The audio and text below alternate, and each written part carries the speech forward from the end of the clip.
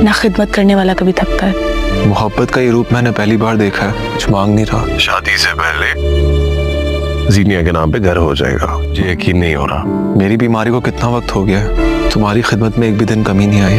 खिदमत जब मोहब्बत से की जाए तो ना तो उसमें कोई कमी आती है। आज काफी दिनों बाद बहुत रिलैक्स फील कर रही हूँ। क्या?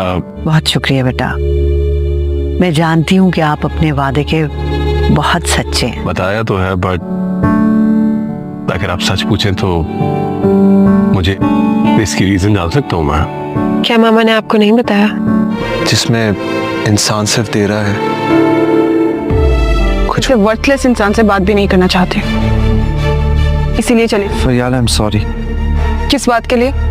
मैं आप जैसे। जीनिया को बहुत जल्द दानिश भी पसंद आ जाएगा। जीनिया अब दानिश को कॉल करके इससे प्यार मोहब्बत भरी बातें कर रही हैं और उसे बोल रही हैं कि उसने जब से इससे शादी करने का फैसला किया है वो काफी ज्यादा रिलैक्स हो गई है। वहाँ पर जीनिया की माँ दानिश से शादी में इसका घर जीनिया के नाम पर करने की बात कर रही है और दानिश इस बात के लिए भी राजी हो चुका है, जबकि दूसरी जानिब शहराम और फरियाल का बहुत ज्यादा शुक्रिया अदा कर रहा है कि वह जिस दिन से बीमार हुआ है इसकी खिदमत में जरा सी भी कमी नहीं आई।